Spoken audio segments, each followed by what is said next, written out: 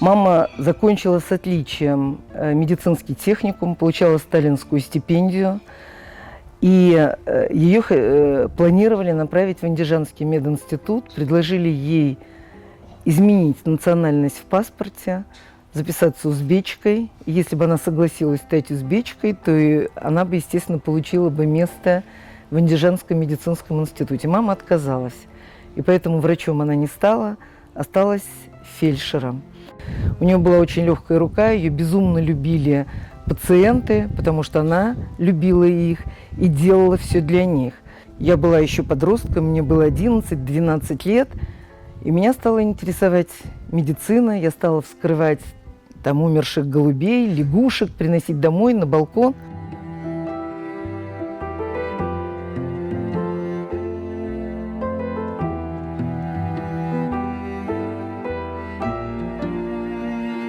Я устроилась работать санитаркой в операционную и была очень активным человеком. Я стала тут же секретарем комсомольской организации в этой больнице. Вставала в 5 утра, учила химию, биологию, физику, а потом к 8 утра шла на работу мыть полы в операционной.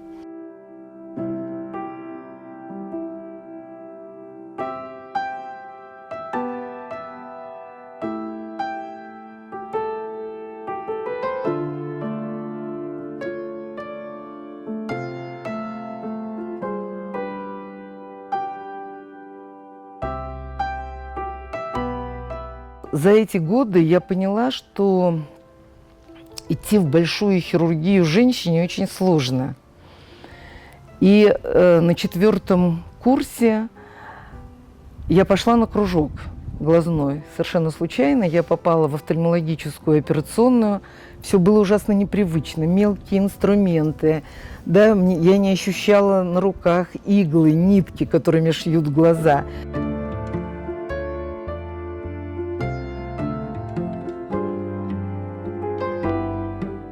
И я не жалею, что я сделала этот выбор. Я считаю, что у меня вообще лучшая специальность в мире, потому что возможность слепому человеку вернуть зрение – это великая возможность.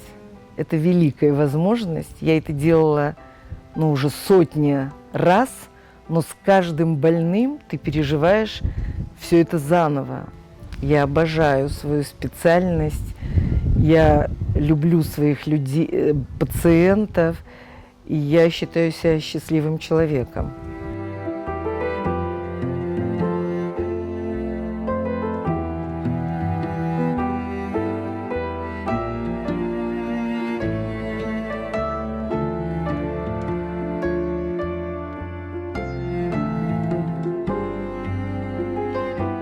В 1976 году, когда я работала вот в этой больнице МПС санитаркой, в эту глазную больницу попала соседка, узбечка. И в этой больнице лежали онкологические больные. И я стою у лифта на 1-м этаже, а по ступенькам спускается мальчик, у которого выраженный экзофтальм. Экзофтальм – это когда выпученные глаза, они были ярко-малинового цвета. Я на него посмотрела, и я тогда подумала, если мне в жизни повезет, и я когда-нибудь стану врачом, в эту больницу я не приду никогда.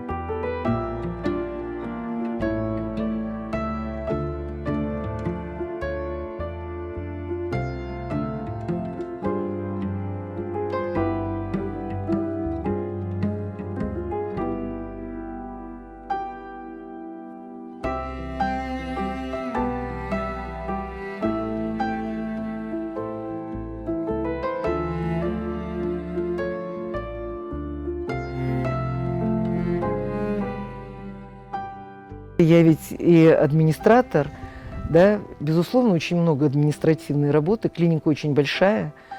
Мы делаем 25 тысяч операций в год, клиника, и поэтому я оперирую очень много, почти каждый день. И поэтому, когда я прихожу в операционную, я там отдыхаю. Я обожаю хирургию.